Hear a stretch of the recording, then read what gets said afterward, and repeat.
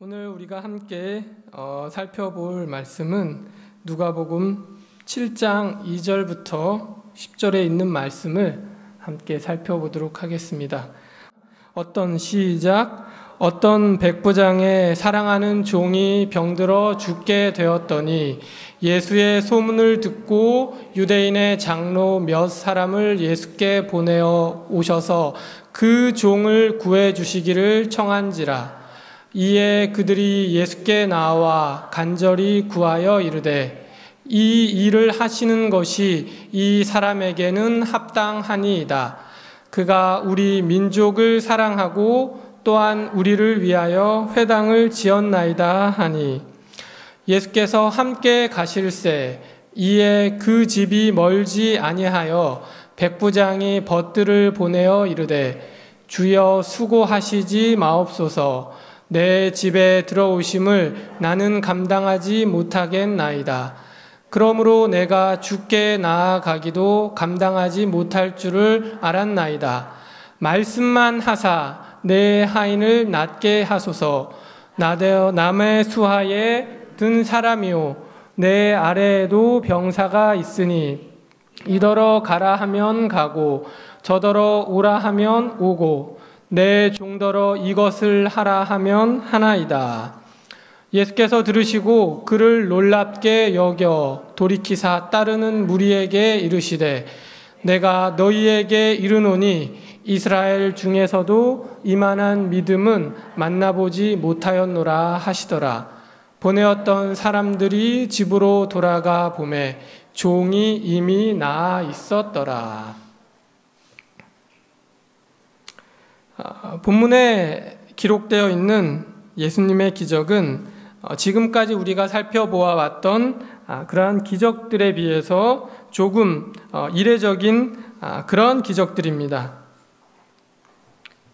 왜냐하면 지금까지 이 기적들이 모두가 거의 유대인 위주로 예수님의 기적이 베풀어졌다면 오늘 본문의 기적은 이방인에게 베풀어진 기적입니다.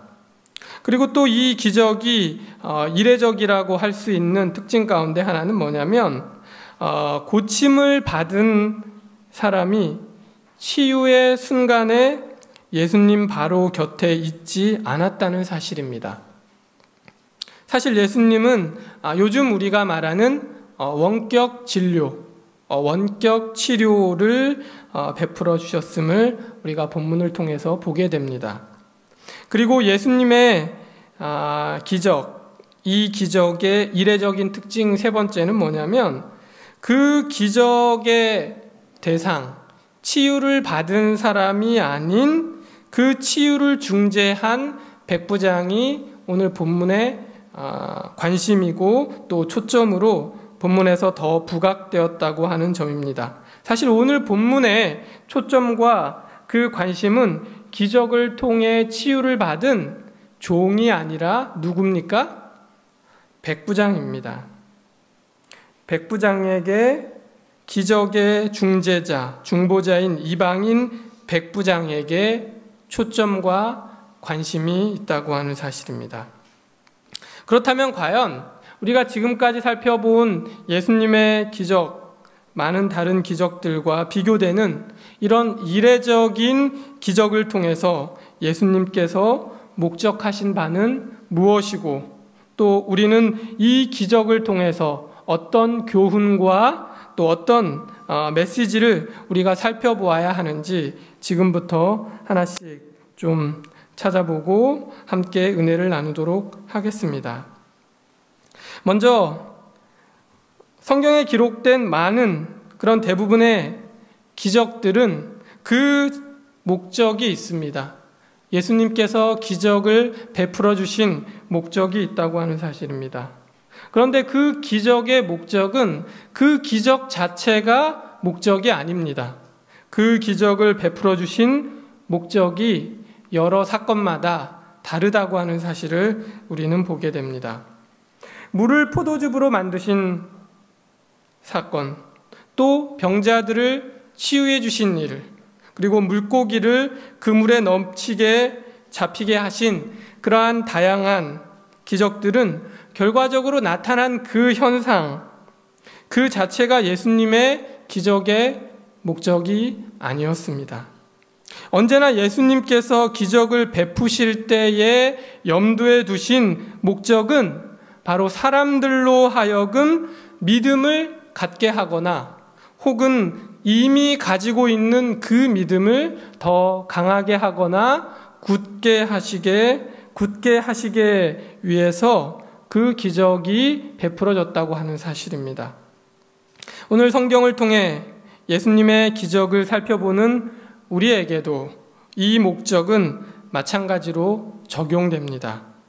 우리는 기록된 말씀을 통해 우리의 믿음을 더 굳게 하고 말씀 속에 제시된 신앙의 교훈을 우리의 삶에 적극적으로 또 적용하고 살아가기 위함이 오늘 우리가 예수님의 기적을 함께 살펴보고 또 연구하는 우리의 목적이 되어야 할 줄로 믿습니다. 예수님께서는 누가복음 7장 9절에서 백부장에 대하여 말하기를 이렇게 말씀하셨습니다. 우리 함께 읽어볼까요? 이스라엘 중에서도 시작. 이스라엘 중에서도 이만한 믿음은 만나보지 못하였노라. 이스라엘 중에서도 이만한 믿음은 만나보지 못하였노라.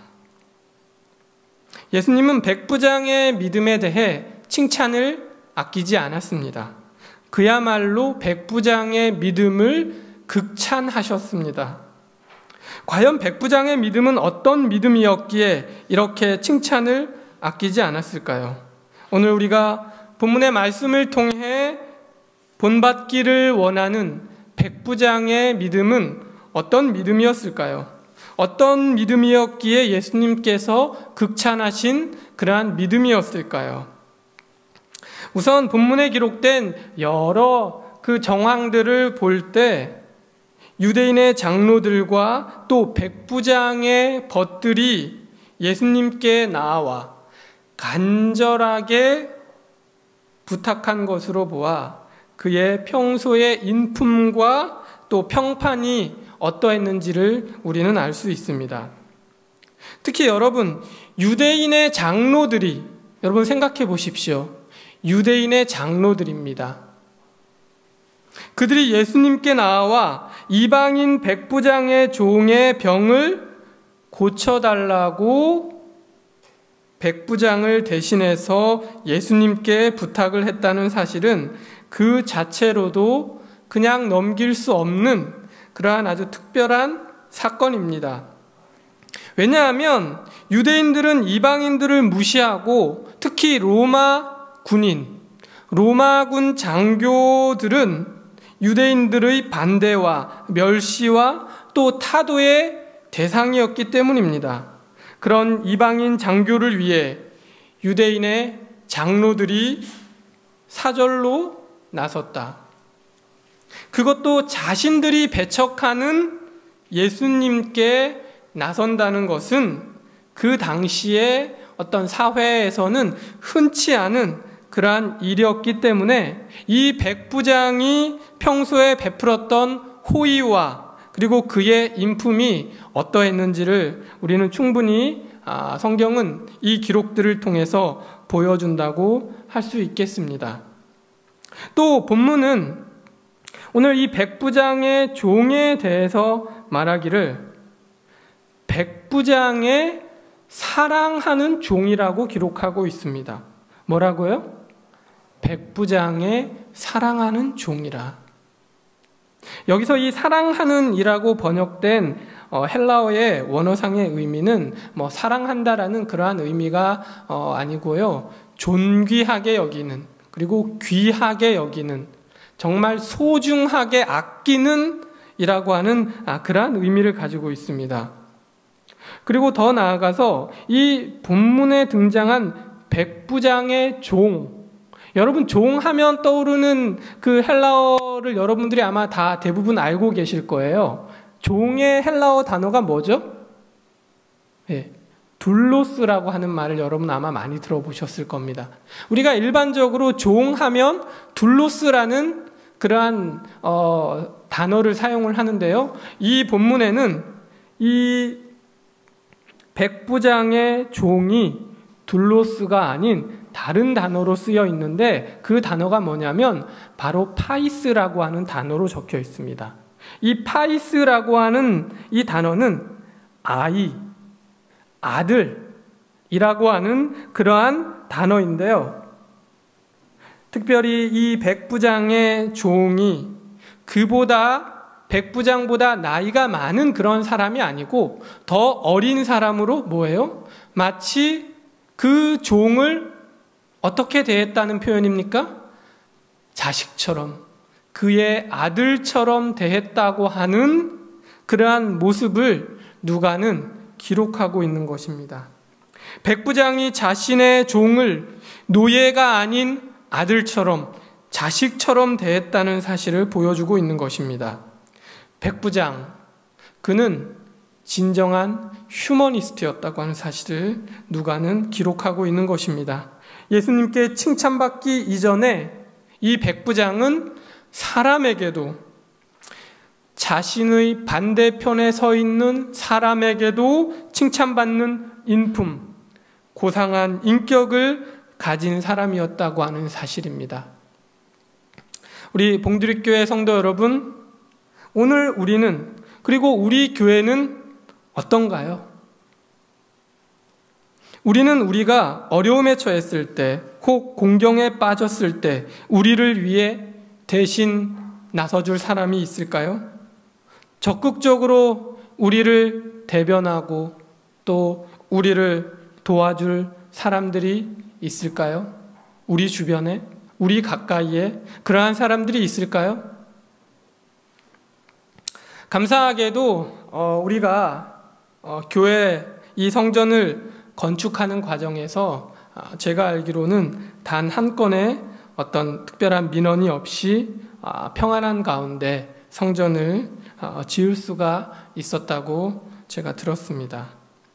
사실 요즘 같은 이러한 시대에 주변에 교회를 짓는다고 하면 정말 방해하지 않고 뭐예요? 그냥 가만히 있어 주기만 해도 얼마나 감사한 일인지 모르겠습니다. 사실 그것 자체가 교회를 뭐예요? 도와주는 일인 것입니다. 엄청나게 교회를 도와주는 것이죠. 그러나 우리가 교회를 지을 때 주변에 많은 분들이 정말 함께 기뻐하고 또 축하해 주었다고 하는 사실입니다. 저는 이것이 우리 봉두리 교회의 성도들이, 또 우리 봉두리 교회가 그동안 인근 주변에, 우리 주변에 작은아마 도움을 주고 또 그들과 좋은 그러한 관계를 유지하고 우리가 좋은 평판을 가지고 있었기에 이러한 일이 가능했다라고 생각을 합니다. 우리 교회가 정말 좋은 평판과 좋은 관계를 가지고 그들과 함께 지내왔기 때문이라고 생각을 합니다. 이제는 우리가 이 지역 사회를 위해서 봉사하고, 그리고 우리가 더 나아가 그들을 섬기게 될 때 우리가 지금보다 더 인정받고 또 칭찬받는 그러한 우리 봉두리교회, 또 우리 봉두리교회 성도들이 되시기를 간절히 바랍니다. 자, 이제 다시 본문으로 돌아가 보겠습니다. 예수님께서 백부장의 믿음을 극찬한 데는 앞서 살펴본 것처럼 백부장의 유대인에 대한 그러한 호의와 자선, 그리고 평소에 그의 인품도 있었지만 예수님은 이것만 가지고 그를 칭찬하지 않으셨습니다. 무엇보다 예수님께서 백부장을 극찬한 데는 다른 아주 중요한 이유가 있었습니다. 그것은 바로 백부장이 전한 그의 고백, 그의 호의와 인품보다도 더 중요한 결정적인 요소가 있었는데, 그것이 바로 누가복음 7장 7절에 기록되어 있습니다. 우리 함께 읽어보겠습니다. 말씀만 하사, 시작. 말씀만 하사 내 하인을 낫게 하소서. 이 바로 말씀만 하사, 이 고백 하나로 그의 모든 믿음을 설명해주는 예수님께서 칭찬하신 이스라엘 중에서도 만나보지 못한 이만한 믿음이 이 고백 한마디에 다 표현되어 있다고 하는 사실을 여러분 기억하게 되시기를 간절히 바랍니다. 이것이야말로 그의 믿음의 실체요 본질이었다고 하는 사실입니다. 우리 제7일 안식일 재림교회 성경 주석을 보면 이러한 설명이 있습니다. 제가 읽겠습니다. 백부장의 종의 치유와 관련하여 자신이 지금 요청한 것을 수행하는 데는 예수의 명령만으로도 충분하다고 생각했다. 백부장의 믿음의 분량을 두드러지게 한 것은 바로 이것이었다. 이것이 무엇입니까? 말씀만 하사. 백부장은 예수님께 어떤 눈에 띄는 그러한 치료 행위나 겉으로 드러나는 그러한 어떤 행동을 요구하지 않았습니다. 그가 예수님께 드린 이 말씀만 하사라는 요청도 사실은 그가 예수님께 할 수 있는 최소한의 요청이라고 생각하고 그렇게 했던 것입니다. 예수님의 신적인 권위에 대한 완전한 인정과 그리고 그분의 능력에 대한 전적인 신뢰, 그리고 그분의 명령에 대한 온전한 순종, 이러한 믿음이 있었기에 그의 입술에서 말씀만 하사라는 고백이 나올 수가 있었던 것입니다.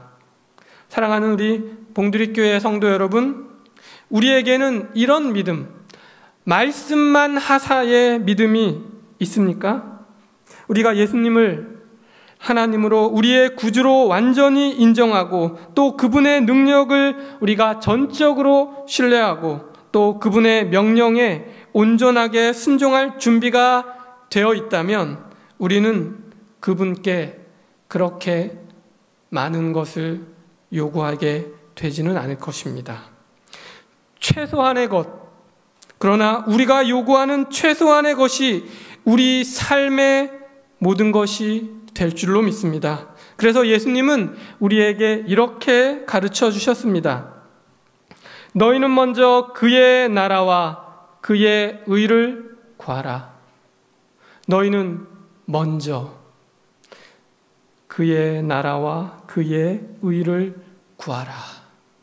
그리하면 이 모든 것을 너희에게 더하시리라.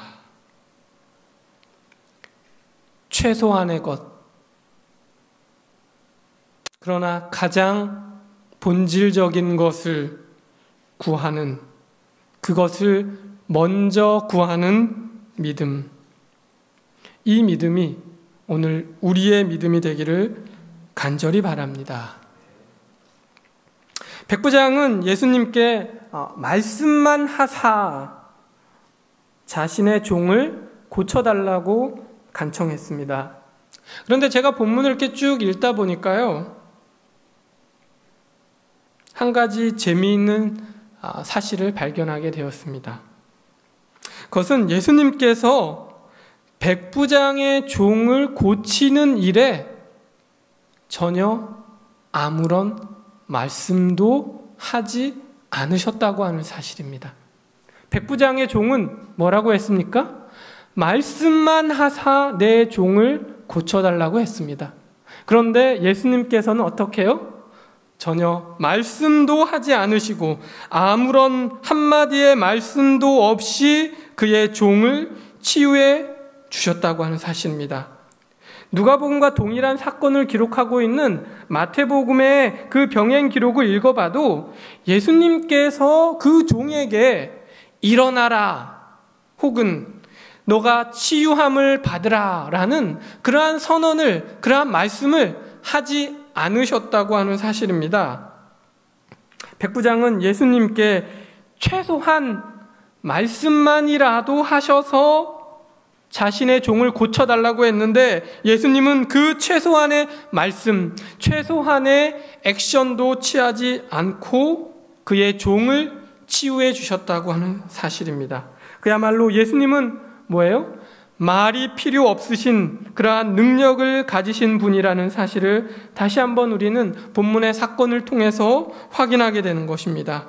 이러한 능력을 가지신 분이 우리의 주님이고 또 우리가 믿는 그러한 하나님이시라는 사실에 우리가 감사하게 되시기를 간절히 바랍니다. 이런 기록이 있습니다. 예수께서는 한마디의 말씀이나 어떠한 행위도 하지 않으시고 종의 질병을 치유하셨다.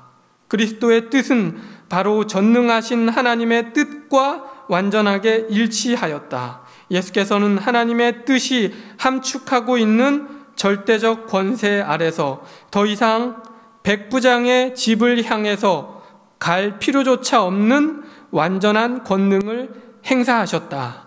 예수께서 심지어 한마디의 말씀도 하지 않으셨으나 벗들이 백부장의 집으로 돌아갔을 때 그들은 완전하게 나은 종의 모습을 볼 수 있었다.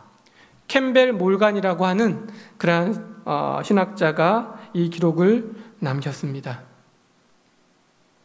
이러한 능력 있는 하나님, 능력 있는 그리스도께서 오늘 우리의 구주가 되신다는 그러한 사실을 우리가 감사하고 또 귀히 여기시는 우리 모든 성도들이 되시기를 간절히 바랍니다.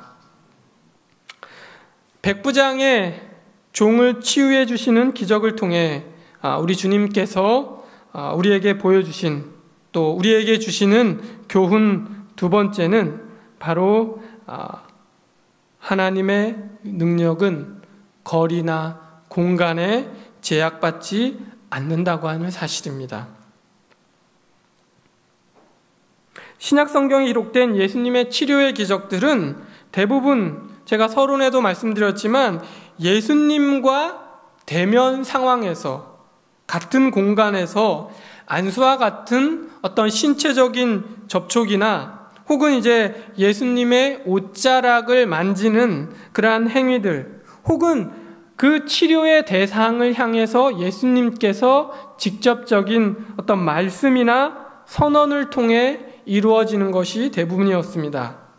그런데 이번 경우는 달랐죠. 예수님이 원거리에서 치료의 기적을 행하셨다고 하는 사실입니다. 여러분, 제가 얼마 전에 시계를 하나 샀습니다. 여러분, 제 시계. 근데 이 시계가 요즘 여러분 잘 알고 계신 그 스마트워치라고 하는 그 IT 기기의 일종인데요. 이 시계의 중요한 기능 가운데 하나가 뭐냐면 바로 이 시계를 착용하고 있는 사람의 어떤 건강 상태를 체크하고 또 관리해 주는 것입니다. 활동량, 그리고 어떤 호흡 상태, 그리고 여러 가지 아주 기본적인 그러한 건강 관련 정보를 수집하고 분석해서 또 사용자에게 알려주는 그러한 일을 합니다. 그리고 더 나아가서 이제 앞으로는 이 스마트워치나 이러한 기기들이 어디와 연결이 될까요? 병원과 연결이 됩니다. 의료기관과 연결이 되어서 더 구체적이고 실제적인 건강관리와 또 의료 행위가 가능할 것으로 보여집니다. 이미 우리나라도 해외에도 마찬가지지만 부분적으로 시행되고는 있지만 앞으로는 환자를 직접 대면하지 않은 그러한 상황에서 진료를 하거나 또 치료를 할 수 있는 그러한 원격 의료, 원격 치료가 이제는 곧 아마 보편화될 것입니다. 그런데 오늘 본문에 기록된 예수님의 이 기적적인 치료 방식이 뭐예요? 오늘날 우리가 굉장히 이 발달할 것으로 기대하는 원격 치료의 모델이라고 하는 사실입니다. 원격 치료의 효시가 바로 이 성경에 기록되어 있다고 하는 사실을 보게 됩니다. 그런데 여러분, 제가 서두에서 말씀드린 것처럼 예수님께서 기적을 베푸신 것에는 뭐예요? 하나하나 다 그 의도와 목적이 있다고 말씀을 드렸습니다.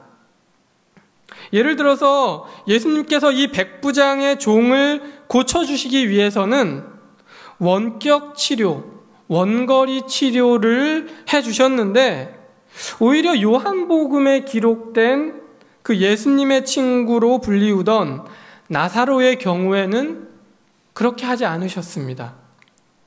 우리가 인간적인 시각으로 한번 생각해 보십시오.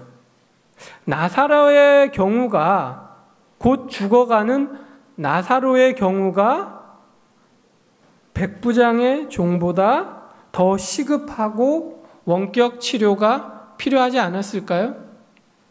이 백부장의 종이 어떠한 병에 걸렸는지 아십니까, 여러분? 마태복음에는 이 백부장의 종이 중풍병에 걸렸다고 이야기를 하고 있어요. 나사로는 곧 죽어가는 그러한 시간이었습니다. 그런데 예수님께서는 오히려 뭐예요? 나사로의 경우에는 이틀을 더 유하시고 그리고 백부장의 종은 원거리에서 원격으로 치료해 주셨다고 하는 사실입니다. 사실 나사로를 그렇게 원격으로 고쳐주시는 게 더 좋지 않았을까 하는 그러한 생각을 하게 되는 것입니다. 그러나 예수님께서 어떠한 일을 하시는 것도 또 어떠한 일을 하지 않으시는 것도 다 그 이유와 의도와 목적이 있음을 우리가 이해하고 또 받아들이게 된다면 예수님께서 백부장의 종을 원거리에서 원격으로 치료해 주셨음을 우리가 다시 한번 그 뜻을 우리가 살펴볼 필요가 있다고 하는 것입니다. 그렇다면 왜 예수님께서는 백부장의 종을 이렇게 원격 치료라는 그러한 개념으로 치료해 주셨을까요? 왜 이 이방인 종의 질병을 원격으로 원거리에서 치료하셨을까요?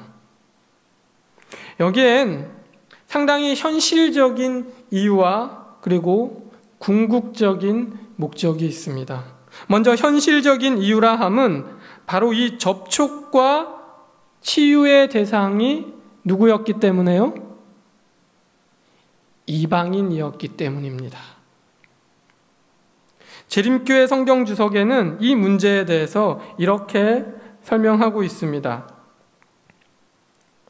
예수님은 이방인들과 사회적으로 접촉함으로 부질없이 유대인들의 민감한 감정을 자극하는 일을 자초할 필요는 없었다. 그가 그렇게 하지 않았다면 유대인들의 편견을 자극하여 자신의 사명에 지장을 초래했을 것이다. 영혼들을 위해 봉사하는 사람은 자신은 편견이 없지만 종종 타인들의 편견을 고려할 필요가 있음을 알아야 한다.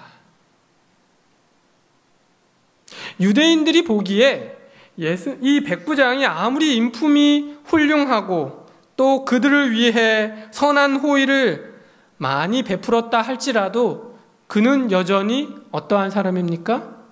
그는 여전히 태생적으로 이방인이었기 때문에 그의 집에 들어가는 것은 예수님으로 하여금 의식적으로 부정하게 만들 것이기 때문에 예수님께서는 불필요한 그리고 부질없는 충돌을 피하고 자신의 사명을 효과적으로 수행하시고 또 사역에 지장을 초래하지 않기 위해 원격 진료를 베풀어 주셨던 것입니다.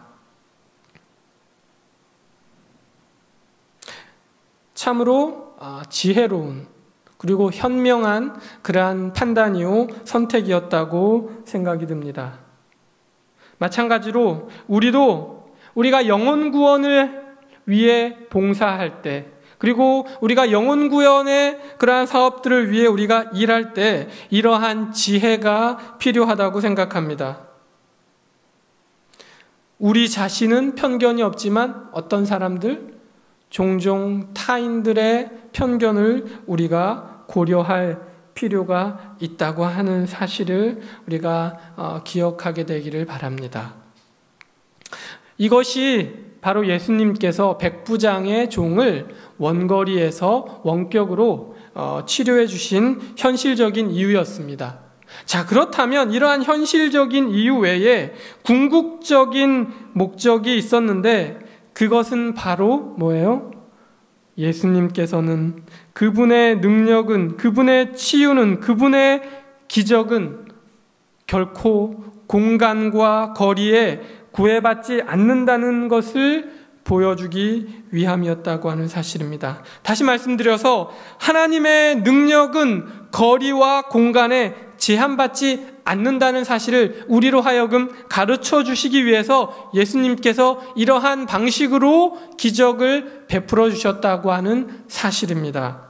우리 봉두리교회 성도 여러분, 예수님께서, 하나님께서 우리와 아무리 멀리 떨어져 계신다고 해도 그분의 능력이, 그분의 은혜가, 그분의 치유가 미치지 못하는 곳은 그 어디에도 없다는 사실을 기억하게 되시기를 간절히 바랍니다. 우리가 부산, 제주도, 아니 우리가 미국, 전 세계 어느 곳에 있다 할지라도 그가 어디 있던지 간에 누군가를 위해 우리가 중보하고 또 기도하고 또 중재할 때, 은혜를 하나님께 구할 때 예수님은 우리의 기도를 들으시고 우리의 중보에 응답하시고 그 능력을 베풀어 주심을 기억하게 되시기를 간절히 바랍니다. 예수님의 전지전능하심, 무소부재하시는 그분의 신적인 속성, 신학적 개념과 이론이 그 이론에서 그치지 않고 우리의 삶과 연결되고 우리의 믿음과 그리고 우리의 신앙의 실제적인 경험으로 또 능력으로 우리에게 임하고 있음을 우리가 믿게 되는 그러한 우리 모든 성도들이 되시기를 간절히 바랍니다. 사도행적 530쪽에는 이렇게 기록하고 있습니다. 그들이 믿음으로 그리스도의 능력을 붙잡을 때 그들이 그분의 변함없는 약속들을 내세우며 탄원하고 그 약속을 자신들의 것으로 주장할 때 거절되지 않을 끈기 있는 간구로 성령의 능력을 구할 때 그들은 그리스도 안에서 완전하게 될 것이다. 우리가 하나님의 능력을 구하되 그분의 능력을 붙잡되 그분의 변함없는 약속을 우리가 내세우고 또 탄원하며 주장할 때, 그러할 때 뭐예요? 우리는 그리스도 안에서 완전하게 될 것이라고 하는 사실을 기억하게 되시기를 바랍니다. 우리가 그분의 능력을 온전히 신뢰하고 그 능력을 붙잡고 그 약속을 주장하고 또 구하며 그 능력이 우리의 삶 가운데 경험되어지기를 간절히 바랍니다. 예수님께서 백부장의 종을 치유하시는 그러한 기적을 베푸신 세 번째 목적과 교훈은 바로 하나님의 나라와 하나님의 은혜는 이방인에게도 주어지고 있음을 가르치고자 하심인 것이었습니다. 우리가 지금까지 누가복음 7장에 기록된 그러한 본문에서 살펴본 바와 같이 이 백부장은 이방인이었습니다. 유대인들에게, 심지어 예수님의 제자들에게조차 그는 좋은 이방인, 좀 착한 이방인이었을지 몰라도 그는 여전히 태생이 이방인인 하나님의 나라에 하늘의 은혜를 받을 자격이 없는 그러한 사람으로 여겨졌습니다.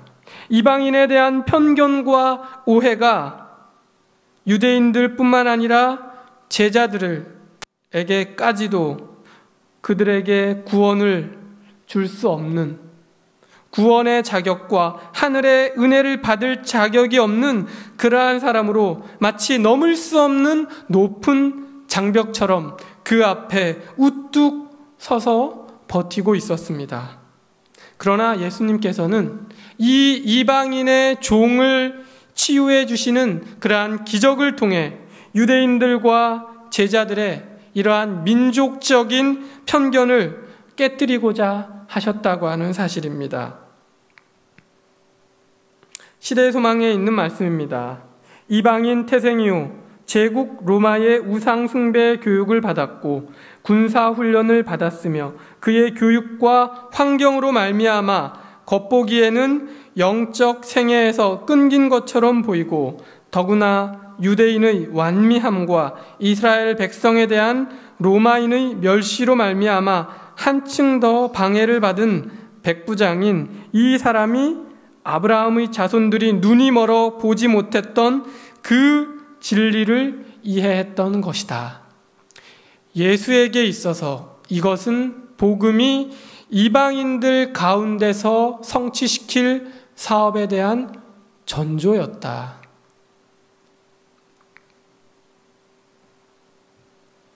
누가복음 7장 10절 말씀을 다시 보겠습니다.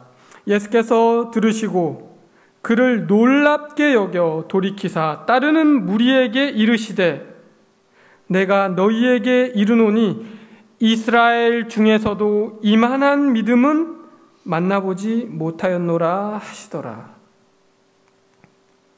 이스라엘 중에서도 만나보지 못한 이만한 믿음이었습니다.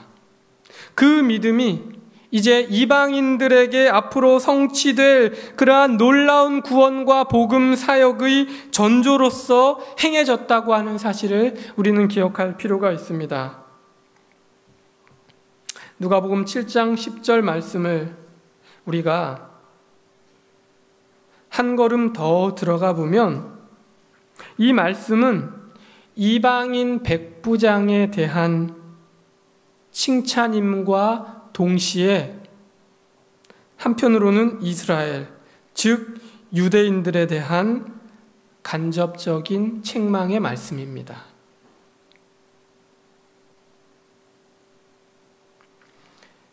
이스라엘 중에서도 이만한 믿음은 만나보지 못하였노라. 비교의 대상이 누굽니까? 이스라엘입니다. 하나님의 말씀을 늘 접하고 또 삶의 기반을 신앙에 두고 살아가는 그러한 택하신 선민으로서의 특권을 지녔음에도 불구하고 이 이방인만한 믿음을 가진 이가 아직 이스라엘 중에 유대인 중에 발견되지 않았다는 사실을 지적하시는 예수님의 이 책망이 무겁게 느껴집니다.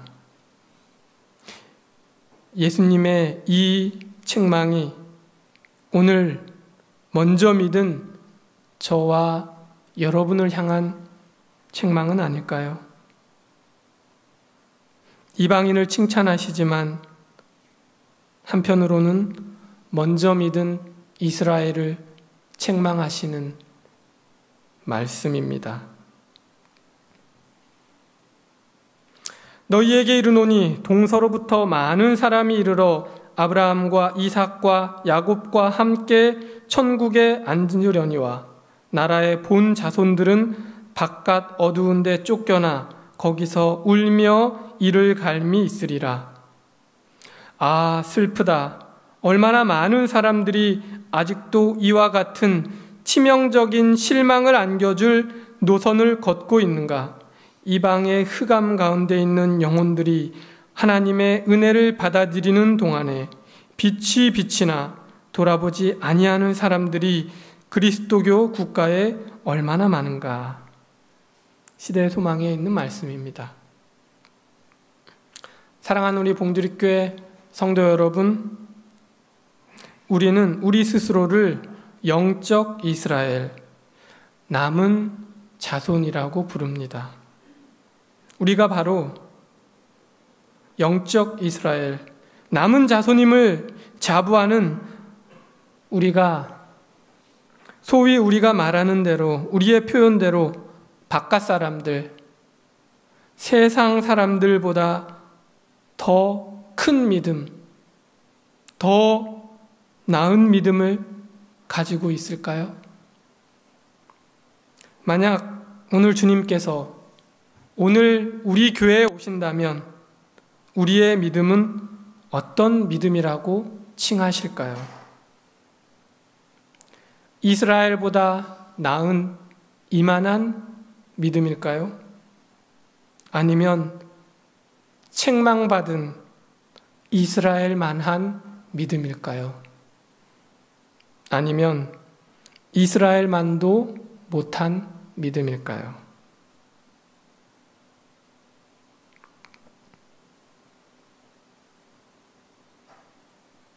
오늘 예수님께서 말씀하신 이만한 믿음의 소유자가 저와 여러분이 되시기를 간절히 바라며 말씀을 마치겠습니다.